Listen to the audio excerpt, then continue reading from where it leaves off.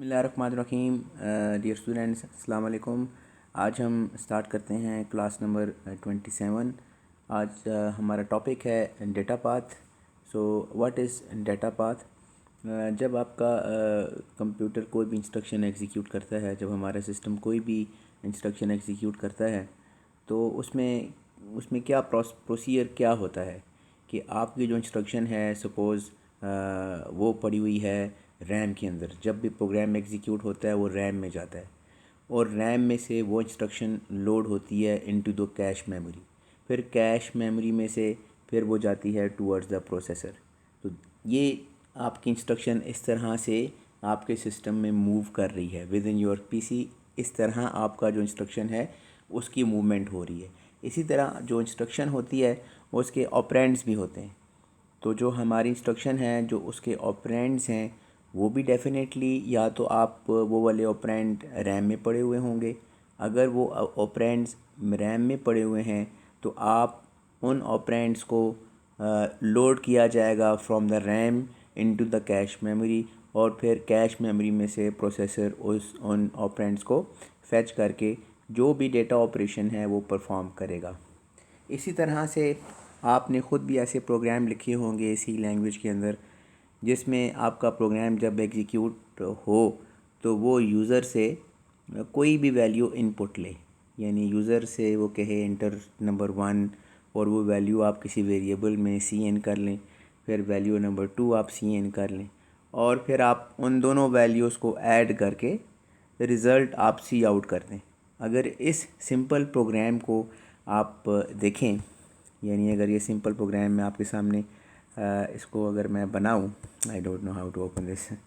ये बड़ा इशू है कि इसमें जो है वो पेन ये इंक टूल आ गया। तो अगर आपके सामने ये सी लैंग्वेज का जो प्रोग्राम है, इसको अगर देखा जाए तो वो किस तरह से आप उसे बना सकते हैं कि आप लिखें सी एन, और सी एन करके आप कोई वैल्यू यहाँ पे एंटर कर लें। मैं कंप्लीट प्रोग्राम नहीं लिख रहा। फिर आप लिखें सी एन, और फिर आप वैल्यू एंटर कर लें बी, और फिर आप कर दें सी आउट। ठीक हो गया जी, ए प्लस बी। ये बहुत सिंपल सा प्रोग्राम है सी लैंग्वेज का। तो अगर आपको ये बनाना पड़ जाए तो आपका प्रोग्राम जब एग्जीक्यूट होगा तो डेफिनेटली ये जो है वो पहले वैल्यू आप सी इन करेंगे। It will scan the input from the keyboard during its execution time. आप सी इन करेंगे ए, फिर सी इन करेंगे बी, और फिर सी आउट ए प्लस बी। आपका प्रोग्राम दोनों नंबर्स को ऐड करके रिज़ल्ट को डिस्प्ले कर देगा। अब ये जो प्रोग्राम है, अगर आप देखें तो इसमें डेटा की मूवमेंट कैसे हो रही है कि सबसे पहले आप लिखते हैं सी इन ए, तो कीबोर्ड से वैल्यू आप एंटर करते हैं। फिर आप लिखते हैं सी इन बी, तो कीबोर्ड से वैल्यू एंटर करते हैं। वो वाली वैल्यू रैम में जाती है, राइट। और फिर रैम में जाने के बाद ए प्लस बी ये वाला डेटा ऑपरेशन परफॉर्म होता है। तो रैम में से कहाँ ट्रांसफ़र होगी? रैम में से ट्रांसफ़र होगी टूवर्ड्स द कैश मेमोरी, और फिर वहाँ से ये इंस्ट्रक्शन वहाँ पे फैच होगी। फिर उसके बाद जब आपकी कैश मेमोरी में ये इंस्ट्रक्शन चली जाएगी, फिर वहाँ से ऑपरेंड्स लोड होंगे, और ऑपरेंड लोड होने के बाद ये आपका रिज़ल्ट जो है वो दोबारा से स्क्रीन के ऊपर डिस्प्ले हो जाएगा। अब ये सारा जो प्रोसेस हो रहा है, तो डेफिनेटली इसके लिए जब डेटा आपका कीबोर्ड से रैम में जा रहा है तो देयर इज़ अ पाथ जिसके ऊपर डेटा ट्रैवल करके from the keyboard towards your RAM उसकी जो मूवमेंट हो रही है, there is some path on which your data is moving. इसी तरह से आपका जो कैश मेमोरी में जब डेटा लोड हो रहा है from the RAM, there is a path कि जिस पाथ के थ्रू वो आपका जो डेटा है, जो ऑपरेंड्स हैं, वो कैश मेमोरी में लोड हो रहे हैं। इसी तरह जब आपने जो अपना डेटा था वो लोड कर लिया, फिर आपके डेटा के साथ साथ इंस्ट्रक्शन भी होती हैं जो कि लोड होती हैं। तो डेफिनेटली जब वो लोड होंगी तो वो किसी न किसी यानी पाथ पे चलते हुए वो रैम में लोड होंगी, और फिर रैम में से फर्दर आगे कैश मेमोरी में लोड होंगी, और कैश मेमोरी में से कोई ना कोई definitely there is some path कि जिसके ऊपर चल के आपकी इंस्ट्रक्शन जो है वो फाइनली लोड होती होगी सीपीयू के अंदर, और वहाँ पे एग्जीक्यूट होगी। तो ये सारा जो आपके पास जो आपके पास वो कम्युनिकेशन लाइन जो हैं जिन पे डेटा ट्रैवल कर रहा है उसे हम कहते हैं डेटा पाथ। ठीक है जी, ये तो डेटा पाथ की एक डेफिनेशन है। ये बेसिकली अगर आप डायग्राम देखें तो डेटा पाथ के अंदर क्या क्या चीज़ें आ रही हैं। डेटा पाथ के अंदर आप देखें, मैं यहाँ से कोशिश करता हूँ, ये इंक टूल आ गया। तो डेटा पाथ में आप देखें कि ये वो डेटा पाथ आपको रिप्रेजेंट कर रहे थे, ये पार्ट यहाँ से आपका डेटा मूव कर रहा है। डेटा का मतलब ये नहीं है कि सिर्फ आपके ऑपरेंड्स ही मूव कर रहे हैं, आपकी इंस्ट्रक्शन भी एक डेटा है जो कि लोड हो रहा है इन रैम, और रैम में से फिर वो फर्दर उसकी प्रोग्रेशन जो हो रही है।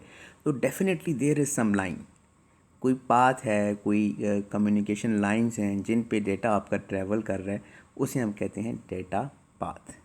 ठीक है जी, तो क्या है, the path that facilitate the transfer of information, कि डेटा वो वाला पाथ यानी वो वाली लाइंस जो इंफॉर्मेशन को ट्रांसफ़र करने के लिए, डेटा को ट्रांसफ़र करने के लिए from one part of the system to another part जो इस्तेमाल होती हैं, उसे हम कहते हैं डेटा पार्ट। ये यहाँ पे डेफिनेशन लिखी हुई है जो मैंने अभी आपके सामने एक्सप्लेन की है। तो और उसके बाद क्या है, वो क्या कहता है जी, क्या क्या आपके पास आएगा डेटा पाथ के अंदर, hardware that performs all the required operations, for example ALU register and internal buses, कि आपकी जो इंटरनल बसेस होती हैं ये भी डेटा पाथ के अंदर आती हैं।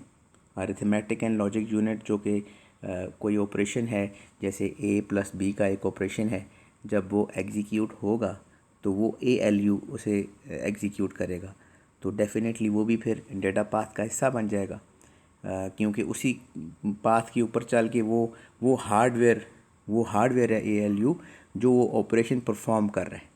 इसी तरह से जो रजिस्टर्स हैं जो डेटा को कैरी करके लेके जा रहे हैं, वो भी आपके पास जो है वो के डेटा पाथ के अंदर आती हैं। और जो इंटरनल बसेस हैं जो बहुत स्टार्ट में हम लोगों ने देखी थी, address bus, data bus, control bus, तो ये भी आपके पास डेटा पाथ में आती हैं। तो एक होता है डेटा पाथ और एक होता है कंट्रोल पाथ। कंट्रोल पाथ का क्या है, कंट्रोल पाथ वो कंट्रोल सिग्नल्स हैं जो जनरेट होते हैं to transfer your data between various components. ठीक है, आपका जो हार्डवेयर है, कंट्रोल पाथ का मतलब क्या है कि आपके सिस्टम के अंदर एक कंट्रोल यूनिट है, तो वो एक हार्डवेयर है, तो वो क्या कर रहा है, वो जनरेट कर रहा है सिग्नल्स, वो सिग्नल जनरेट करके कंट्रोल कर रहा है कि किस तरह से डेटा आपका मूव करे बिटवीन वेरियस सिस्टम कंपोनेंट्स।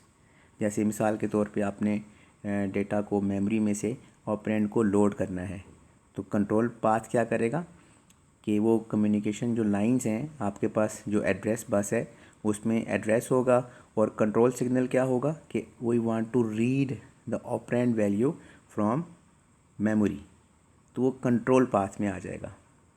इसी तरह से अगर आपके पास डेटा बस जो है उसमें डेटा पड़ा हुआ है, तो आप अगर कंट्रोल सिग्नल भेज देंगे कि डेटा राइट करना है, तो वो डेटा जो एड्रेस बस में एड्रेस होगा उसको यूज़ करते हुए मेमोरी में जाके डेटा राइट हो जाएगा। तो डेटा राइट होना या डेटा रीड होना, ये कंट्रोल सिग्नल्स हैं कि वो डिसाइड करते हैं कि डेटा ने किस तरह से मूव करना है बिटवीन वेरियस कंपोनेंट्स।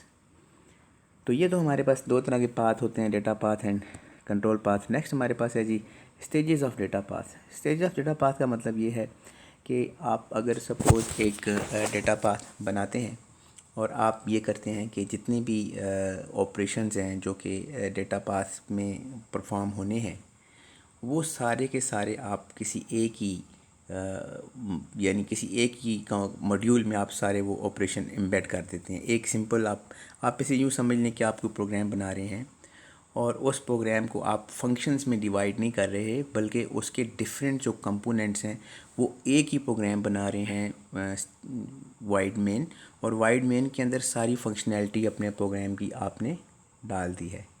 तो एक तरीका तो ये है कि डेटा पाथ जो है वो आप जैसे मैंने अभी एग्जांपल दी है कि मेन प्रोग्राम की कि सारी फंक्शनैलिटी एक ही प्रोग्राम के अंदर डाल दें। तो एक तरीका तो ये है कि आप जो है एक ही एल्गोरिदम बनाएं या एक ही वो प्रोग्राम लिखें जिसमें सारे फंक्शंस जो आप प्रोग्राम के करना चाह रहे हैं वो कर दें। तो डेटा पाथ में भी ये पॉसिबल है कि डेटा पाथ के जितने भी ऑपरेशंस हैं वो आप किसी एक ही मॉड्यूल के अंदर सारे वो ऑपरेशंस डाल के और उसको आप जो है वो एग्जीक्यूट करें। लेकिन इसमें प्रॉब्लम ये होता है कि आपका ये बल्कि भी हो जाएगा और इनएफिशिएंट भी हो जाएगा। ठीक है, बल्कि का मतलब ये है कि बहुत ज़्यादा बड़ा हो जाएगा प्रोग्राम आपका, और दूसरा ये है कि ये इनएफिशिएंट भी होगा कि अगर सपोज़ आपने किसी कंपोनेंट में कोई मॉडिफिकेशन करनी है तो you need to append the entire program, पूरे प्रोग्राम को आपको उसको एडिट करना पड़ेगा। तो दूसरा तरीका क्या है? दूसरा तरीका ये है कि आप एक जो आपका प्रोग्राम है, जो आपका सोल्यूशन है, उसे आप छोटे छोटे स्टेजेस में डिवाइड कर दें। यानी सपोज़ अगर आप कोई प्रोग्राम बनाने जा रहे हैं तो आप ये करें कि अपने प्रोग्राम को स्मॉल जो पार्ट्स हैं आप उसमें डिवाइड कर दें। अब मैं इसको देख रहा हूँ कहाँ से इसको मैंने रिमूव कर रहे हैं। अच्छा, तो क्या करें, स्मॉल पार्ट्स में आप उसको तो स्मॉल पार्ट्स में आप उसको डिवाइड कर दें। जैसे कोई प्रोग्राम है उसके अंदर डिफरेंट फंक्शंस परफॉर्म आप करवाना चाह रहे हैं। फ़र्ज़ करें आप एक कैलकुलेटर बनाना चाह रहे हैं, तो instead of writing the entire code to get the work done by your program, what was the work to do the calculations, to perform the calculations, because you was designing a calculator. So instead of writing the entire code in one program, you can divide your program into various small functions. For example, you can design a function of add, you can design a function of multiply, and definitely your function is taking some arguments, and then do some processing on your arguments and then return a value. सो ये भी आप कर सकते हैं। और दूसरा तरीका क्या है कि आप उसको एक ही प्रोग्राम में डाल दें, विच इज़ बल्कि एंड इनएफिशिएंट। तो डेटा पाथ को भी अगर हम एक ही उसमें मॉड्यूल में डाल के और उसको वैसे ही करने की कोशिश करें जैसे मैंने कैलकुलेटर के प्रोग्राम की एग्जांपल दी है, तो उसके इफ़ेक्ट्स क्या होंगे? बल्कि होगा, इनएफिशिएंट होगा। तो फिर क्या करें, आप उसको डिफरेंट स्टेजेस में डिवाइड कर दें। तो स्टेजेस में कैसे डिवाइड करेंगे? आपको याद होगा कि मैंने आपको इंस्ट्रक्शन साइकिल एक बताया था, तो उसी से मिलता जुलता हमारे पास डेटा पाथ का एक हमारे पास स्टेजेस हैं, टोटल 5। और डेटा पाथ का मतलब क्या है कि डेटा किस तरह से लोड हो के सीपीयू ने एग्जीक्यूट करना है, और वो पाथ जिस पाथ पे डेटा ट्रैवल करके और कंप्लीट सीपीयू से एग्जीक्यूट कर रहा है उसे डेटा पाथ कहते हैं। तो सबसे पहला जो स्टेज है उसमें जो डेटा पाथ के अंदर आता है वो है इंस्ट्रक्शन फैच। इंस्ट्रक्शन फैच का मतलब क्या है?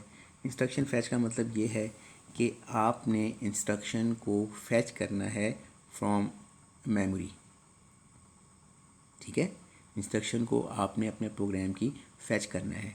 तो अब आप ये वाला जो पार्ट है इंस्ट्रक्शन फैच वाला, मेरे ख्याल से आपको बहुत अच्छे तरीके से पता होना चाहिए कि जब ये इंस्ट्रक्शन फैच होती है तो उसमें कौन कौन से हार्डवेयर इन्वॉल्व होते हैं। अगर आप याद करें तो बहुत सारी चीज़ें हम लोगों ने पढ़ी थी, मैं अभी आहिस्ता स्लोली मैं आपसे वो डिस्कस करूँगा। तो इंस्ट्रक्शन फैच में क्या होता था कि कंट्रोल यूनिट क्या करता है कि प्रोग्राम काउंटर, ये एक रजिस्टर था, तो प्रोग्राम काउंटर में जो आपके प्रोग्राम की पहली इंस्ट्रक्शन होती है उसका एड्रेस लोड कर देता है। ठीक है, तो बेसिकली यहाँ पे क्या हो रहा है इंस्ट्रक्शन फैच में कि एक रजिस्टर है जिसमें आपकी जो प्रोग्राम की फ़र्स्ट इंस्ट्रक्शन है वो लोड हो रही है। तो सबसे पहला जो स्टेज होता है डेटा पाथ का वो है इंस्ट्रक्शन को फैच करना। सेकंड हमारे पास होता है उसे हम कहते हैं इंस्ट्रक्शन डिकोड करना। तो इंस्ट्रक्शन डिकोड में क्या था कि आप देखते हैं कि इंस्ट्रक्शन ने क्या ऑपरेशन परफॉर्म करना है, क्या काम करना है इंस्ट्रक्शन ने, एडिशन करनी है, मल्टीप्लिकेशन करनी है, डिवीजन करनी है। तो जो भी आपके जो ऑपरेशन है जो आप इंस्ट्रक्शन से परफॉर्म कराना चाह रहे हैं सिस्टम से, तो बेसिकली उसकी डिकोडिंग करते हैं इंस्ट्रक्शन की। अच्छा, उसके बाद क्या होता है?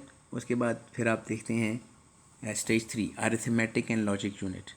तो फिर बेसिकली क्या होता है, जब आप डिसाइड कर लेते हैं कि इंस्ट्रक्शन को आपने डिकोड कर लिया तो फिर आप क्या करते हैं कि जो ऑपरेशन है वो परफॉर्म करवाते हैं फ्रॉम योर ALU। तो स्टेज नंबर 3 में देखें ALU इन्वॉल्व हो गया। उसके बाद क्या होता है स्टेज नंबर 4 में? स्टेज नंबर 4 में ये होता है कि फिर आप मेमोरी को एक्सेस करते हैं। यानी जब आपने ALU ऑपरेशन परफॉर्म करना है तो वहाँ पे आपने मेमोरी को एक्सेस करना है। तो मेमोरी को एक्सेस करने का मतलब क्या है कि मेमोरी में आपके जो ऑपरेंड पड़े हुए हैं उन ऑपरेंड्स को आपने क्या करना है, लोड करना है या मेमोरी में ऑपरेंड्स को स्टोर करना है। अगर सपोज़ सी लैंग्वेज का प्रोग्राम है, आपने लिखा है C is equal to A plus B, तो ये क्या होगा, ये एक इंस्ट्रक्शन है। जब ये एग्जीक्यूट होगी तो डिकोड हो जाएगा ऑपरेशन आपका कि ऐड वाला ऑपरेशन परफॉर्म करना है। तो फिर ये वाले जो ऑपरेंड्स हैं ये आपके मेमोरी में से लोड होंगे, ठीक है ना, लोड होंगे कैश मेमोरी में जाके उसकी एग्जीक्यूशन की जा सके। तो बेसिकली जब ये लोड हो जाएंगे फिर ये ऑपरेशन परफॉर्म होगा ए प्लस बी। जब ये परफॉर्म हो जाएगा तो इसका रिज़ल्ट स्टोर हो जाएगा सी में। तो सी में स्टोर होने का मतलब ये है कि मेमोरी एक्सेस जब आप करेंगे फर्स्ट टाइम तो एक्सेस करेंगे ए और बी की वैल्यू रीड करने के लिए, ठीक है, ए बी की वैल्यू रीड करने के लिए आप मेमोरी को एक्सेस करेंगे। और नेक्स्ट टाइम जब आप मेमोरी को एक्सेस करेंगे तो आप उसमें राइट करने के लिए एक्सेस करेंगे कि ए बी का जो रिज़ल्ट है वो सी में चला गया, वो आप राइट करने जा रहे हैं इन योर रैम। फिर क्या होता है स्टेज नंबर 4 के बाद, स्टेज नंबर 5 क्या है, स्टेज नंबर 5 क्या है, स्टेज नंबर 5 क्या है, रजिस्टर राइट।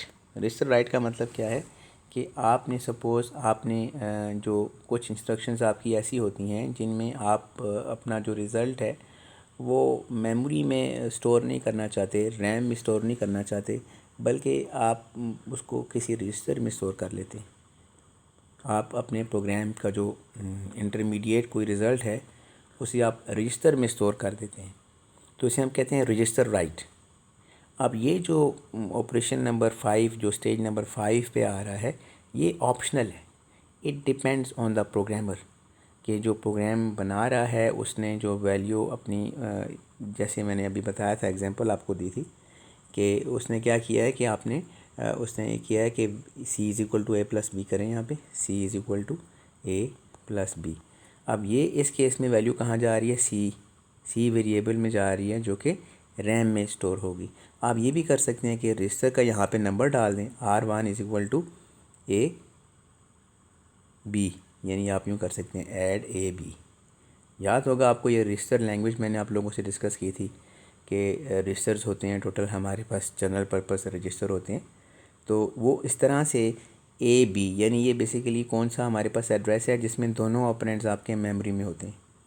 एड्रेस जो एक मैंने टॉपिक आप लोगों को पढ़ाया था उसमें मैंने ये डिस्कस किया था कि आपके ऑपरेंड्स की टाइप्स कितनी होती हैं, कि ऐसे ऑपरेंड्स होते हैं जो रजिस्टर्स में होते हैं, ऐसे ऑपरेंड्स होते हैं जो रैम में आपके दोनों ऑपरेंड पड़े होते हैं। ये आप पिछला देखिएगा लेक्चर। अब इस केस में क्या हो रहा है कि ऐड जब ए बी आप कर रहे हैं, ए बी के कंटेंट रजिस्टर में स्टोर हो रहे हैं। Now this is in the hands of programmer. अगर वो सिर्फ ये वाली इंस्ट्रक्शन लिख रहा है तो ये सिर्फ मेमोरी रीड होगा, मेमोरी राइट होगा। R1 यानी R1 वाला काम उसने किया ही नहीं है, R1 में वो स्टोर नहीं कर रहा, रजिस्टर में स्टोर नहीं कर रहा। तो फिर उस केस में ये वाला जो स्टेज 5 है ये फिर उस केस में एग्जीक्यूट नहीं होगा। ठीक हो गया, यानी पहले 4 ऑपरेशन ही एग्जीक्यूट होंगे। Are you getting my point? बड़ी सिंपल सी चीज़ है, लेकिन ये है बड़ी इंपॉर्टेंट है, सिंपल लेकिन इंपॉर्टेंट आपको पता होनी चाहिए कि नॉर्मली जितनी भी इंस्ट्रक्शंस होती हैं ना, नॉर्मल जो आपकी इंस्ट्रक्शंस होती हैं, जैसे मैं यहाँ पे आपके सामने बना रहा हूँ दोबारा से मैं कर देता हूँ कि नॉर्मल जो इंस्ट्रक्शंस होती हैं पहले इंस्ट्रक्शन फैच करते हैं, डिकोड करते हैं, डिकोड करने के बाद ALU ऑपरेशन परफॉर्म होता है और उसके बाद फिर आप मेमोरी एक्सेस करते हैं। फर्स्ट आप मेमोरी एक्सेस करते हैं ऑपरेंड रीड करने के लिए, एंड देन अगेन आप मेमोरी एक्सेस करते हैं टू राइट योर रिज़ल्ट। लेकिन in some cases as per the choice of programmer, if programmer wants to store the content or the result of his instruction in some register, he can do that as well. तो कैसे कर सकता है? Simple, जैसे मैंने पहले बताया कि instead of writing the result into the variable ही can use some register and place that result in the register. तो एडवांटेज क्या होता है, because registers are very close to CPU, तो उस ऑपरेंड को लोड करने के लिए मेमोरी में से लोड नहीं किया जाएगा, तो ऑटोमेटिकली वो रजिस्टर में पड़ा हुआ है which is very close to CPU, तो उसका एक्सेस बहुत फास्ट हो जाता है। अच्छा, ये देख लें यहाँ पे स्टेज 4 हो जाता है और उसके बाद फिर रजिस्टर राइट। तो ये रजिस्टर राइट आप देख लें, most of instructions write the result of some computations into register. Most of instructions, ज़रूरी नहीं है कि वो हो, it depends on the programmer. जब आप असेंबली लैंग्वेज पढ़ेंगे या मशीन लैंग्वेज का कोई कोर्स अनकमिंग सेमेस्टर्स में आप पढ़ेंगे तो वहाँ पे आप देखेंगे कि ऐसे रजिस्टर्स आपको टीचर पढ़ाएगा जो कि जनरल पर्पज़ रजिस्टर्स होते हैं, और वो बेसिकली उनमें रिज़ल्ट्स को स्टोर किया जा सकता है, वो आपके कंट्रोल में होते हैं। तो अब हार्डवेयर, हमें कौन कौन सा हार्डवेयर रिक्वायर है इन दिस डेटा पाथ। ये जितनी भी मैंने 5 ऑपरेशन आपको बताए हैं, instruction fetch, instruction decode, operand decode होने के बाद ALU, फिर मेमोरी एक्सेस और उसके बाद रजिस्टर राइट, ये 5 ऑपरेशन हैं किसी भी इंस्ट्रक्शन के लिए। नॉर्मली 4 होते हैं, लेकिन 5वां रजिस्टर वाला ऑप्शनल है। अगर प्रोग्रामर यूज़ करेगा, रजिस्टर में वैल्यू स्टोर करेगा तो 5वां ऑपरेशन एग्जीक्यूट होगा। नॉर्मली 4 आपके पास ये स्टेजेस होते हैं। अच्छा, इसमें कौन कौन सा हार्डवेयर आपको रिक्वायर है इन स्टेजेस को अचीव करने के लिए। तो पहला जो आपके पास है ना, स्टेज नंबर 5। स्टेज नंबर 5 में क्या होता है, सॉरी, अब यहाँ पे आप देखिएगा व्हाट हार्डवेयर इज़ रिक्वायर्ड। सबसे पहले जब आप इंस्ट्रक्शन फैच करते हैं तो क्या होता है कि प्रोग्राम काउंटर। तो प्रोग्राम काउंटर एक हार्डवेयर है, ठीक है।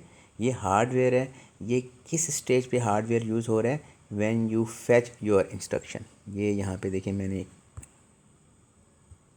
यहाँ पे देखें, ये मैंने यहाँ पे ये वाला एरिया बनाया हुआ, देखें ऊपर जाओ भाई, ये पता नहीं क्या माल।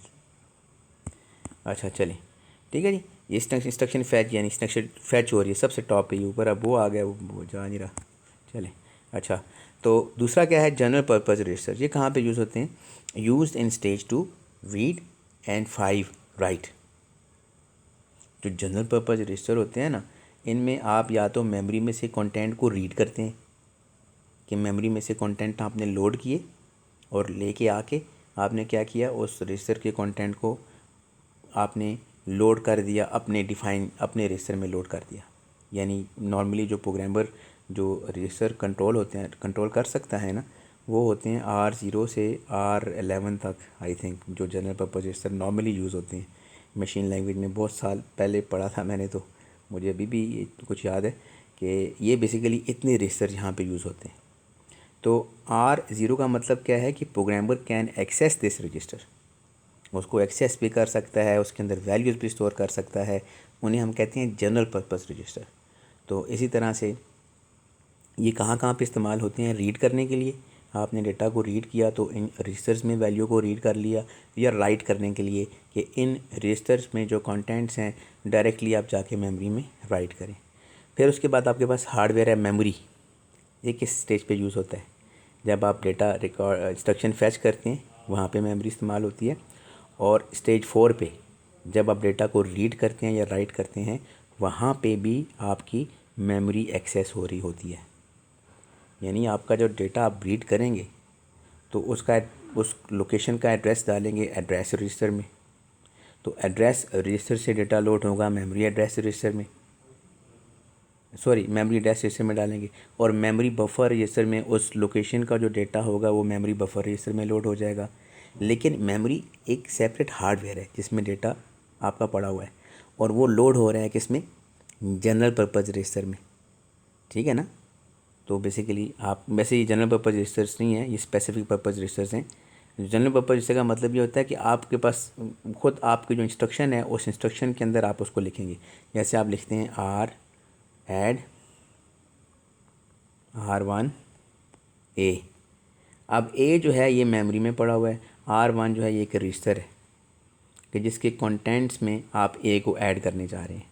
तो अब क्या होगा कि जनरल पर्पज़ रजिस्टर कहाँ पे इस्तेमाल होते हैं, स्टेज नंबर 2 पे और स्टेज नंबर 5 पे। इसी तरह मेमोरी के अंदर मेमोरी कहाँ पे इस्तेमाल होगी, जब आप इंस्ट्रक्शन को फैच करेंगे और जब इंस्ट्रक्शन को आप राइट करेंगे या रीड करेंगे, उस केस में मेमोरी एक्सेस होगी। अच्छा, उसके बाद क्या है जी, उसके बाद हमारे पास आता है what hardware is needed to part 2 ALU arithmetic and logic unit कहाँ पे इस्तेमाल होता है, स्टेज नंबर 3। स्टेज नंबर 3 कहाँ पे है, स्टेज नंबर 3 यूज़ हो रहा है कहाँ पे यूज़ हो रहा है stage number 3। Stage number 3 use हो रहा है ALU, यानी पहले आपने इंस्ट्रक्शन फैच की, डिकोड की और फिर ALU का ऑपरेशन। ये आप देखें, ये स्टेज नंबर 3। स्टेज नंबर 3 कहाँ पे यूज़ हो रहा है? दिस स्टेज नंबर 3, यहाँ पे आपका ALU यूज़ हो रहा है। तो इसी तरह से फिर हमारे पास मिसलेनियस रजिस्टर्स होते हैं, तो जो बेसिकली इन स्टेजेस के दरमियान जो इस्तेमाल होते हैं डेटा को कंट्रोल करने के लिए, डेटा इंटरमीडिएट रिजल्ट वगैरह स्टोर करने के लिए, ठीक है ना। उन्हें कहते हैं वो डिफरेंट किस्म के रजिस्टर्स होते हैं, inserted between the stages to hold intermediate data and control signals as they travel from stage to stage. तो कुछ हमारे पास रजिस्टर्स ऐसे होते हैं जिनमें डेटा आप टेम्परेरीली स्टोर करते हैं फॉर सम टाइम, तो उसे आप मिसलेनियस कह सकते हैं कि यार डिफरेंट वो रजिस्टर्स हैं जिनमें टेम्परेरीली आप डेटा को स्टोर करते हैं। when data is moving between from one stage to another stage, तो उसमें आप डेटा को स्टोर करते हैं। अच्छा, ये तो हो गया हमारे पास what hardware is needed. Next आपके पास है जी, अगेन अब आप देख लें दोबारा से, मैंने ये इमेज आपके सामने रखा है कि what is data path and what is control path. अब मेरे ख्याल से आपको डेटा पाथ का कॉन्सेप्ट समझ में आ गया होगा। तो नेक्स्ट हमारे पास है RTL। RTL stands for register transfer language. अब मैं देख रहा हूँ वीडियो का टाइम कितना हो चुका है, ताकि उस हिसाब से फिर RTL stands for register transfer language. तो रजिस्टर ट्रांसफ़र लैंग्वेज का मतलब क्या है? स्टिल रिकॉर्डिंग, लेकिन मुझे टाइम का नहीं पता चल रहा है इसमें कितना टाइम। 12। तो RTL का मतलब यह है कि जब आप रजिस्टर के बारे में कोई इन्फॉर्मेशन पेज के ऊपर लिखना चाहते हैं, अपने पेपर पे बताना चाहते हैं कि एक रजिस्टर की वैल्यू दूसरे रजिस्टर में मूव हो गई, या एक रजिस्टर 1 की वैल्यू रजिस्टर 3 में आपने मूव कर दी, तो उसके लिए आपके पास क्या होते हैं? उसके लिए आपके पास, यानी पेपर पे आप लिख रहे हैं तो you should use some standard way of defining of telling the person that the register R1 value is being given to register R2। तो उसके लिए कुछ there some there must be some rules and regulations कि आप वो value कैसे assign करेंगे from one register to the second register. तो उसे हम कहते हैं रजिस्टर ट्रांसफ़र लैंग्वेज। ये भी आप लोग असेंबली लैंग्वेज में पढ़ेंगे इसको। अच्छा, अब यहाँ पे आप चेक करें कि ये हमारे पास ये सारी इसकी डेफिनेशन है कि आपको उसको नोटेशन की ज़रूरत पड़ती है जब पेपर पे आप उसको ड्रॉ कर रहे हों, आपको ज़रूरत पड़ती है उसको उसका ऑपरेशन बताने के लिए। ऑलरेडी आप लोग ये पढ़ चुके हैं, सिर्फ मैंने आपको बताया नहीं था कि ये रजिस्टर ट्रांसफ़र लैंग्वेज है, ये RTL है। जैसे मिसाल के तौर पे देखें कि इसमें रजिस्टर को कैसे रिप्रेजेंट किया जाता है। रजिस्टर को रिप्रेजेंट किया जी, कुछ रजिस्टर्स के नाम आ रहे हैं कि हमारे पास प्रोग्राम काउंटर है, मेमोरी एड्रेस रजिस्टर है, इंस्ट्रक्शन काउंटर है, ये सारे मैंने आप लोगों को बता दिए। और कुछ हमारे पास जनरल पर्पस रजिस्टर्स भी होते हैं, ठीक है। अब यहाँ पे वो बता रहा है कि अगर आपने डेटा, यानी जो जो RTL है वो क्या है, ये बता रहा है कि R1 की वैल्यू क्या हो रही है, R1 की वैल्यू R2 में मूव हो रही है, R1 की वैल्यू R2 में मूव हो रही है। देखिए, R1 की वैल्यू R2 में मूव हो रही है। तो इस तरह आप एरो लगा के आप बता दें कैसे मूव हो रही है। इसी तरह से R2 इक्वल टू R1, तो ये भी आप यूज़ कर सकते हैं, इस तरह भी आप रिप्रेजेंट कर सकते हैं इसे कि वैल्यू असाइन करने के लिए। ये भी देखें कंडीशनल ट्रांसफ़र है। If P is equal to 1, P is equal to 1 का मतलब क्या है कि कोई P कोई वेरिएबल है, उसकी वैल्यू अगर 1 की इक्वल है तो R1 की वैल्यू R2 को असाइन कर दें, ठीक है। R1 की वैल्यू R2 को असाइन कर दें, R1 की वैल्यू R2 को असाइन कर दें। कब? जब P1 हो। इसे आप RTL में लिखेंगे तो ऐसे लिख सकते हैं। ये बेसिकली बूलियन एक कंडीशन होती है, सी लैंग्वेज के अंदर यूज़ होती है। उसमें अगर आप देखें तो वहाँ पे भी आपको समझ आ जाएगा। ये उसी तरह का सिंटैक्स है कि P यानी if P is equal to 1, ये इसको रिप्रेजेंट कर रहे हैं। अगर ट्रू हो जाएगा तो R1 की वैल्यू R2 को साइन हो जाएगी। इसी तरह से आप देखें ये RTL की कुछ लैंग्वेजेस हैं करते हैं। वो reserve letter M to denote well volatile memory, यानी सम टाइम आप मेमोरी के एड्रेस को रिप्रेजेंट करने के लिए, ये मैं ऑलरेडी आप लोगों को पिछली क्लास में करा चुका हूँ। जो आप मेमोरी के अंदर जब आप कंटेंट को एक्सेस करते हैं तो मैंने आपको बड़ी तफसील से, बल्कि आपकी क्लास में से एक मैंने ऑनलाइन क्वेश्चन आंसर सेशन किया था, तो उसमें से आपकी क्लास की CR ने क्वेश्चन पूछा था कि ये बेसिकली M एड्रेस, इसका मतलब क्या है। ये वाला पार्ट आप देखिएगा, मैंने already question answer session upload किया होगा, वहाँ पे आपको मिलेगा। तो अब बेसिकली नेक्स्ट आपके पास है time step generator. Time step generator का मतलब ये होता है कि आपके पास CPU, आपको पता है कि वो साइकिल्स जनरेट कर रहा है, साइकिल जनरेट करता जा रहा है। सपोज़ 1 सेकंड में वो 2 साइकिल जनरेट कर रहा है, या 1 सेकंड में वो 3 साइकिल जनरेट, मैं एग्जांपल दे रहा हूँ, तो 3 साइकिल जनरेट कर रहे हैं। तो टाइम स्टेप जनरेटर क्या करता है कि वो उन साइकिल्स को छोटे छोटे टाइम्स में डिवाइड कर देता है। यानी एक CPU 1 सेकंड में 3 साइकिल जनरेट कर रहा है, तो वो क्या करेगा, उसको स्मॉल टाइम में डिवाइड कर देगा। यानी एक साइकिल को कह देगा T0, दूसरे को कह देगा T1, तीसरे को कह देगा T3। वो क्यों इसको डिवाइड करता है स्मॉल सेगमेंट्स में? वो इसे इसलिए डिवाइड करता है स्मॉल सेगमेंट्स में ताकि ताकि क्या हो सके, ताकि हमें ये बात पता है कि हमारे जो प्रोग्राम की इंस्ट्रक्शन होती हैं वो एक माइक्रो इंस्ट्रक्शन जो होती है वो एक साइकिल में एग्जीक्यूट होती है।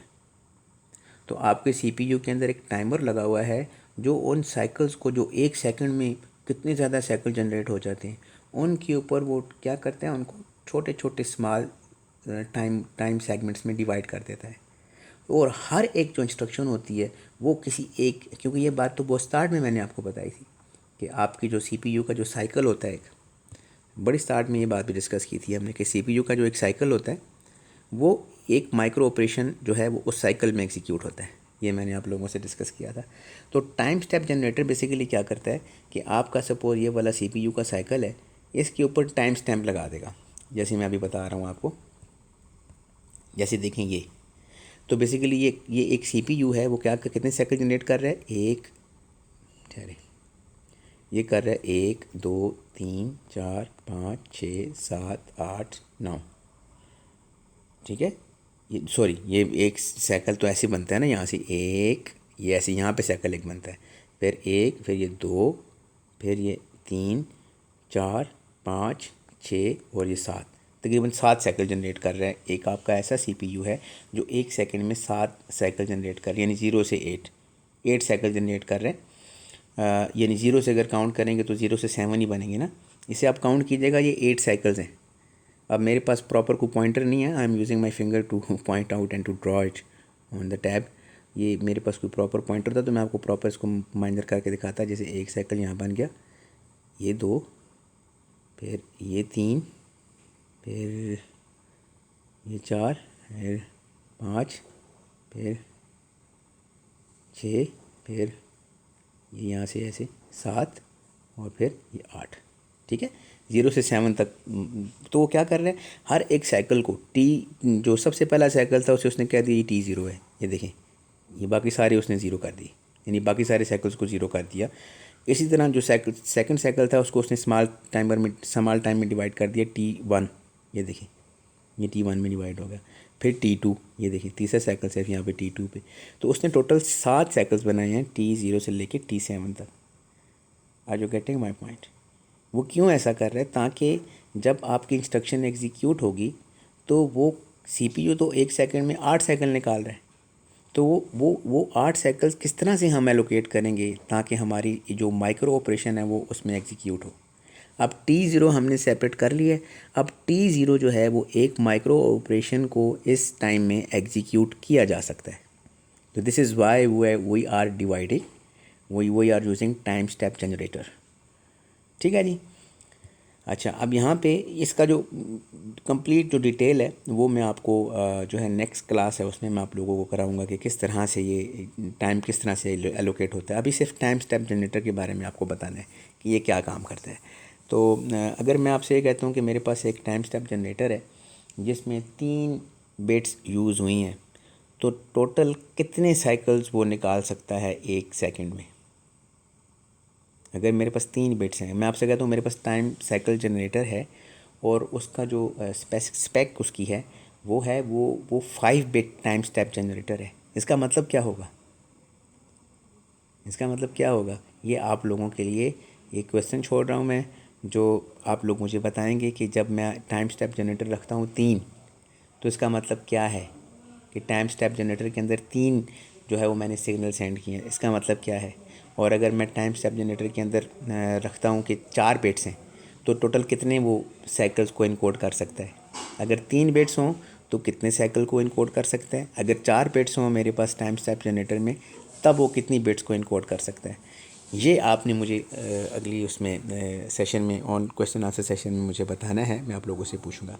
तो यहाँ तक मैं क्लास को आपकी ख़त्म करता हूँ क्योंकि मेरे पास क्लिप का साइज़ बहुत बढ़ गया होगा।